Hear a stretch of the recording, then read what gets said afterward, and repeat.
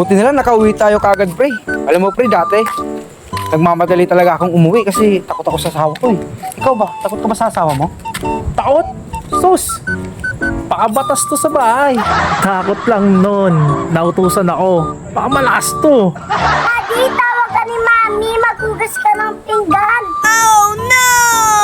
Pre, yung anak mo, mukhang tinatawag ka ata. Parang wala naman eh. Parang wala naman eh. Uwi ka na raw. Naku, pre, pinapauwi ka ng asawa mo. Oh, asan na yun? Asan na yun? Asan na kaya yun? Biglang nawala.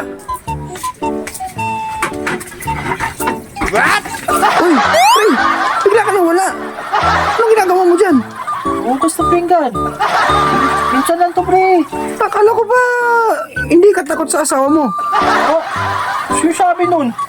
Wala kang ganun ah. Baka marinig ko, pre.